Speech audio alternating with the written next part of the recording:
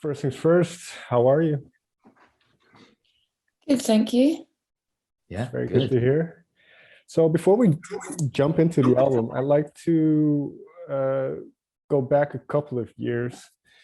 Now, when did you as a group, or maybe you did individually, but kind of realize that you could affect people with music? Ooh. I don't. That's stumped us, isn't it?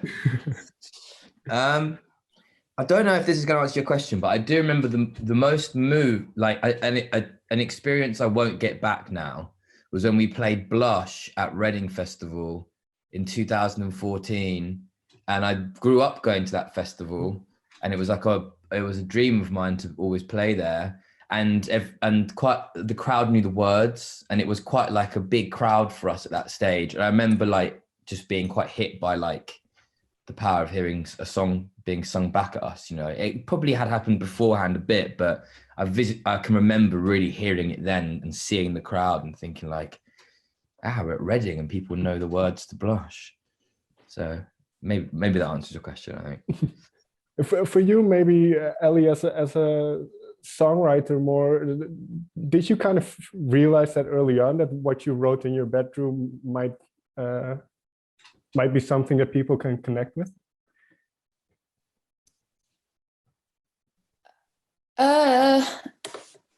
Yeah, I think being a fan of other people's music and, you know, always devouring books and films and stuff, I know the impact that other people's work can have on you firsthand. So I'm aware of it. I don't think any of us like dwell on it too much, just because like you probably just, I don't know, I'm not sure that's wise.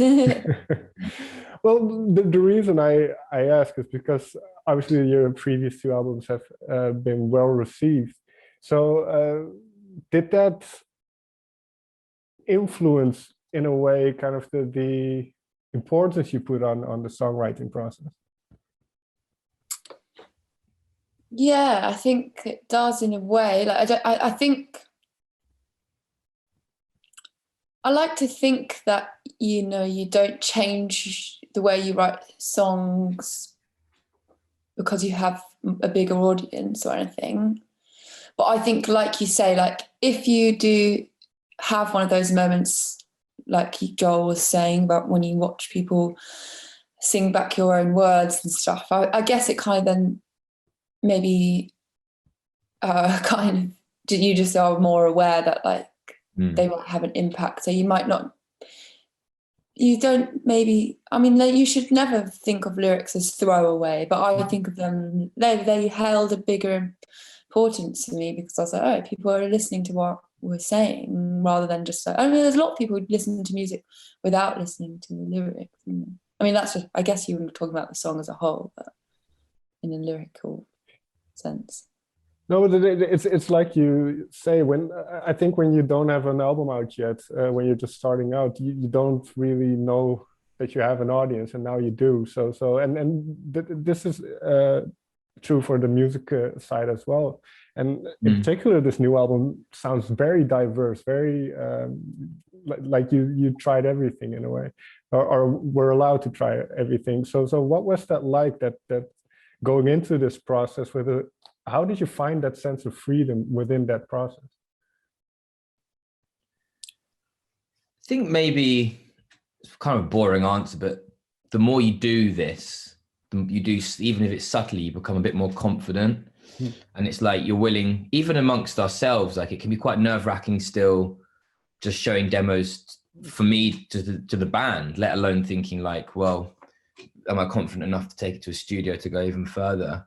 And I always think it's a bit like, you know, like when you first start making songs, you tend to put reverb on everything because it's quite nerve-wracking to hear how you sound. And eventually you start trying different things, and then eventually you end up with a song like Safe from Heartbreak, where it's like it's all just dry and up front, and you're kind of evolving in that way. So I guess you just become a bit more free with your sense of confidence, you know. And we found our groove with Marcus, where like if we wanted to start trying things out, like we wanted to try them, and he'd facilitate that. And ICP is like a playground of gadgets and synths and guitars, like one-off guitars and drums and things. So yeah, it's like a toy shop as well for that side of things. Was that initial process then to kind of figure out those foundations for these songs? Did that take a long process? Or was that a long process? Or did you kind of quickly found the direction you were heading in? No, I think it was quite a long process. Like much like we had in the previous albums, we had different versions of all the songs. We'd been playing them together in our rehearsal room for months before we went to the studio, and we did a little bit of pre-production with Marcus. And so, yeah, and yet despite all that, we were still kind of open to change even throughout the recording process, a bit at least. But yeah, it's nice to feel a bit prepared. And Joel, as you mentioned, what I hear from artists every once in a while is that when they haven't written an album for a while, they haven't gone through that writing process, that there is this notion or this fear that maybe you forget how to do it, or maybe it won't be good as you remember it. So for you guys, how did you get over that moment of the kind of the difficulty showing? How did you gain confidence, so to say, in the ideas that you had? I guess we started this process off after a short break with like a folder full of ideas. And we went to this Airbnb, which we've called Mary's Gaff, which was actually there was an Airbnb in Somerset. And I think we just kind of had like quite a sentimental couple of days, like bonding again as like human beings after kind of sharing 2 years in like a tour bus and having that as your like main relationship to each other, which is fine. We've always been friends, but then it was just like old Wolf Alice again for a few days. And I think when you get back to that, you're just like, no one's talking to you about the Mercury Music Prize or about like 6 a.m. flights, just like you and your mates are making music again. And you just we just don't think about the other stuff. We're definitely not sitting there like, oh no. It was like just going back a step and reminding yourselves why you do it. And I think that gave us some nice confidence boost. Like we still love doing this together as a group. Yeah, this is going to be a bit vague or maybe a stupid question, but did you find an answer to that question of why do we do this? Yeah, I mean, I probably have lots of answers to that question, Ultimately, I love it and I feel so lucky to be doing it. And I cannot tell you what I'd be doing if it wasn't for this. So I'm quite happy to keep going. And Ellie, for you in particular, in terms of the development of your songwriting, both lyrically and the use of your voice, how have you seen that transition from where you guys started to this new album now?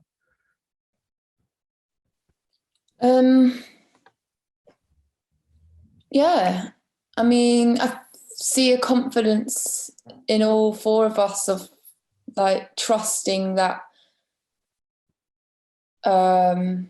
we've built at least like a foundation level of confidence in our skills, and then like that gives room for you to then experiment a bit more once you've found that confidence. And I think like I could see that in this album process.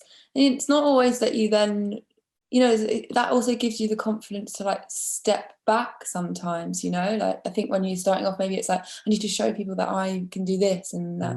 It's often braver to be like, I don't need to do this. I don't need to do anything in this song. Like there are songs where I didn't play the guitar at all. I mean, most of the songs I hardly play the guitar. There's songs where you didn't play the drums at all, and it's like that takes also it's kind of bravery to be like, don't need this and that.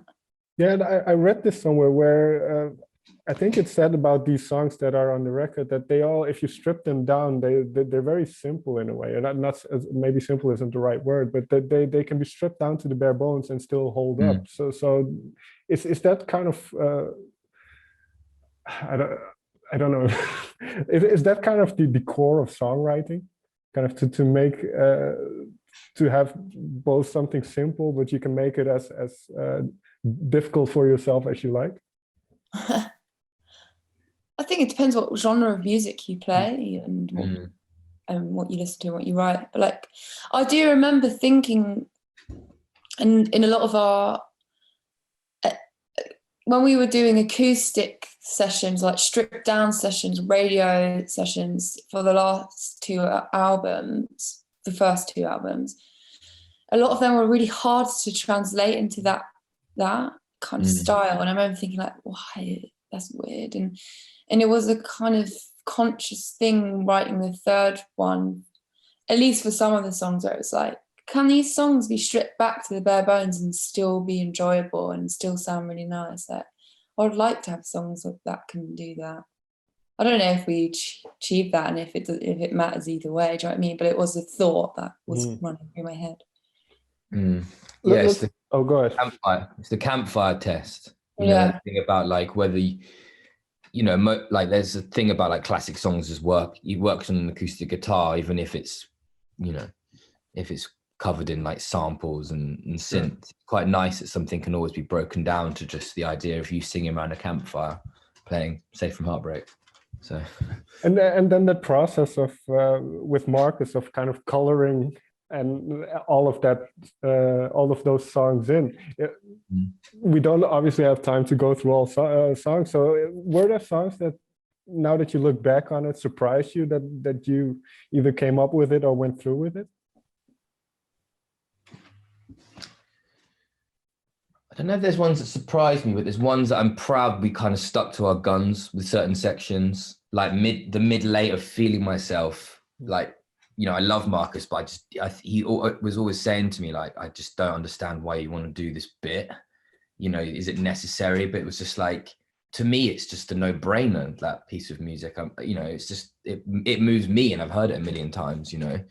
So little things like that were more like, I'm not surprised us, but I'm happy we've got to the stage now where we can also guide ourselves to our own decisions as well in the studio, and, you know, make there's still a big stamp of us in the songs as well as Marcus, you know.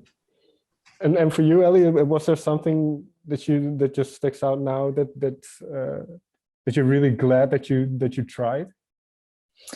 Yeah, I was saying earlier how a lot of the time the phrases that get thrown around the studio, and, you know, when you're writing as well, it's like, oh, less is more, and simple and effective.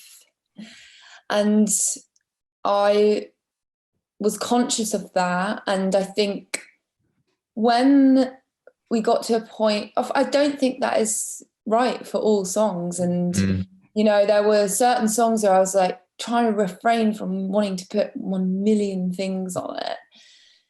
And when I kind of thought, oh, you know what, I don't care about simple and effective. I don't care about less is more. Like, let me just try some stuff. I had so much fun, you know, like thinking specifically like about Delicious Things, which has like hundreds of vocal tracks on it, loads of strings, brass, you know, multiple guitars, and it was so fun, and you can then hear in your performance that you're having fun, and it's not, there's not one trick for every song, you know. And if you want to do something, it often means that you should do it. That's not a rule of life, but sometimes in the studio. You like now?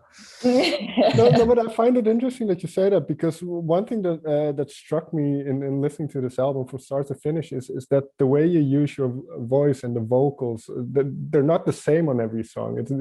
There's more whispering, and obviously you've done this before, but what was your approach in your vocal takes, so to say? Yeah, I think I was conscious of, you know, using just as I was in Visions of a Life, to be fair, like, well, if I can do this and I can do this and I want to.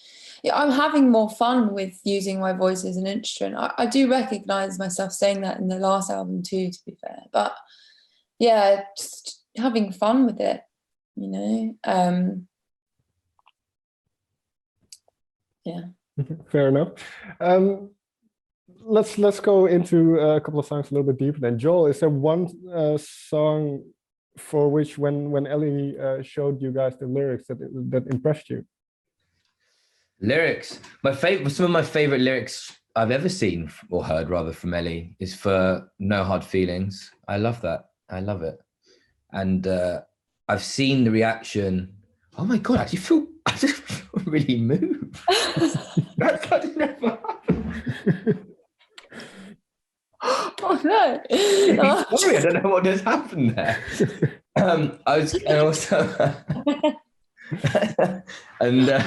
I've seen reactions from people close to me to the song How Can I Make It Okay? And I know that those lyrics, whether it's exactly what Ellie was referring to or not, have already, you know, inspired real movement in people. So those ones as well.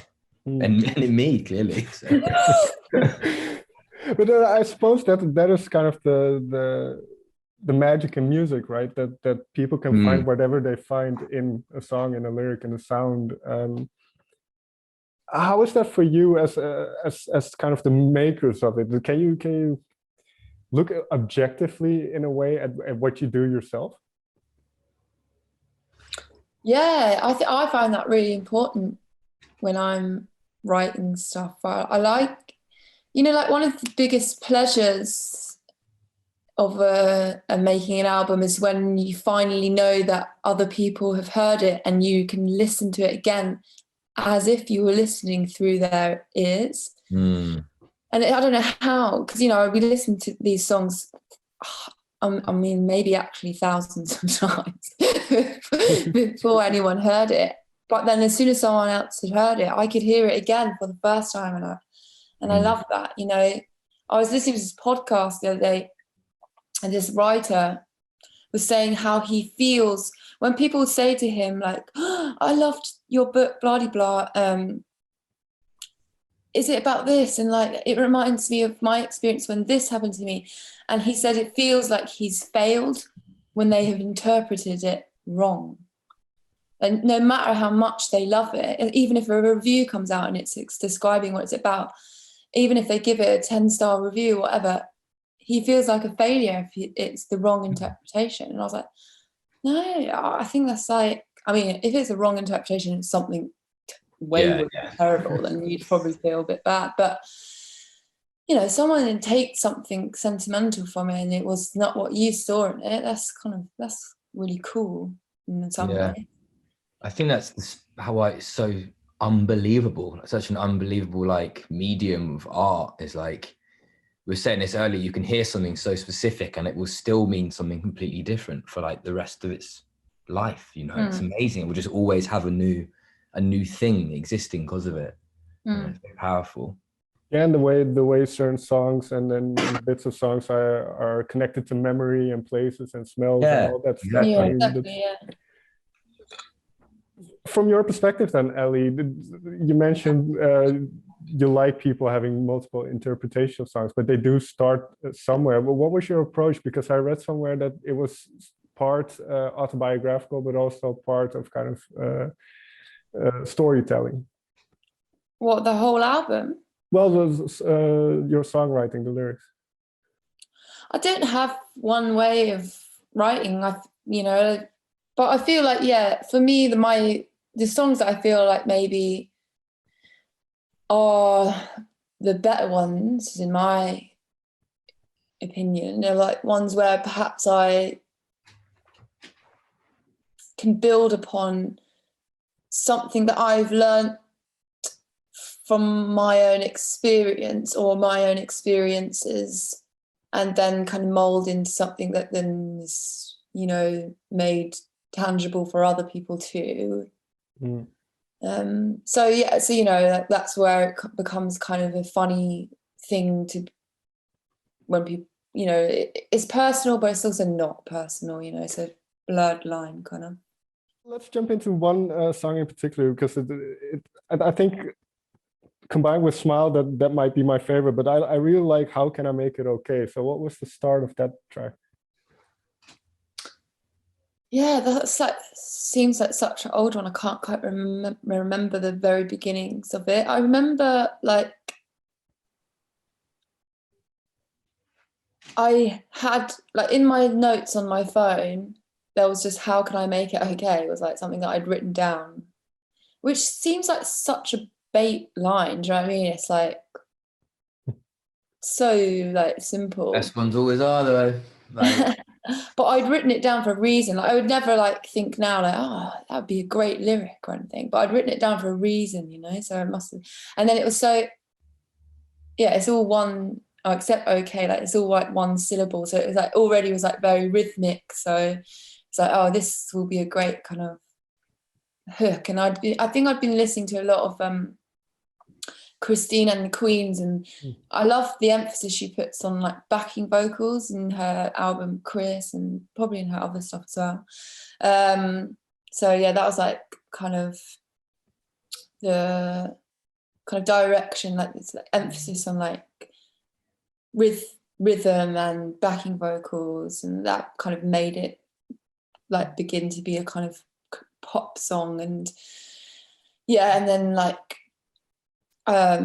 when you like Joel kind of emphasized all that stuff with all the like percussion-y bits that he put in, like became a real kind of like a bop.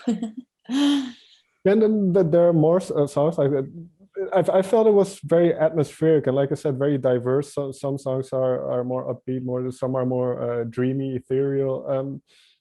How did you kind of shape the album in a sense, in terms of song selection and kind of getting a certain dynamic? Maybe it wasn't that conscious, but no, it was really yeah. But all in kind of post, you know, like we always like. I think we are all very appreciative of of an album in that format. You know, you listen to it from start to end. But we're also extremely like more. I think more importantly is the song. The songs will live on longer than an album, like because you just might hear it on the radio or on like someone just show you one song. So I don't think we kind of like to work with the kind of in the kind of way where it's like, don't jeopardize a brilliant song so it fits the album, do you know what I mean, or doesn't fit the album, or throw it away because it doesn't fit the album. You'll like put on your best songs and like make sure there's a range and dynamic, and then weave them together.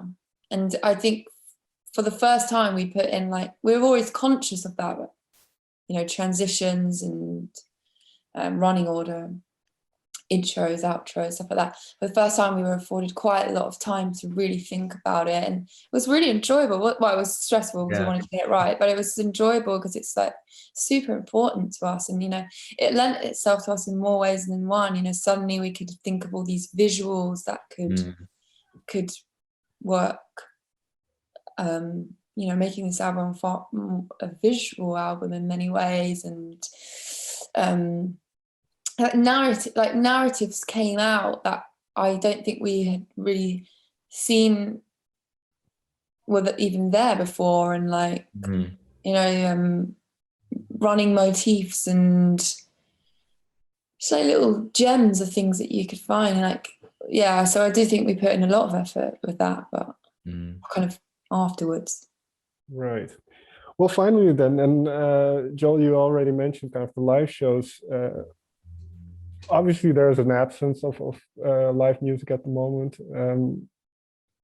How do you look forward from how when you make an album? Obviously, the idea is to perform it for people. So now that is still uncertain, or at least a bit away, what is that like? That anticipation for not only the release of the album itself, but performing them for people. Yeah, I mean, we've said it a few times, but the live aspect of Wolf Alice is massive. It's like we did much more of that in the beginning than any recording, and obviously it far outweighs how long we've been in the studio, I think. And we love doing it, and there's no experience like it, and we're so proud of these songs that we just want to have a version, at least once would be nice to play these songs live. We do have some shows on the horizon, and we've got some stuff in January of next year in the UK, and we're starting in Glasgow, which is a great place to start anything, and I think it would put us in good stead for the excitement of hopefully going on some proper tours and coming out to where you are and stuff like that. And the records have always been written with what's best for the record, but then we do have a good time playing these songs live at the moment, so fingers crossed. Right. And for someone who isn't a musician, who hasn't been on stage to perform for a lot of people, what is that? Can you describe that feeling? What makes that kind of, because I often hear music can be quite a difficult business. It's volatile. You have to be willing to work very hard, but then you have that moment on stage as kind of the reward almost. So can you describe that feeling of performing live and what it means to you?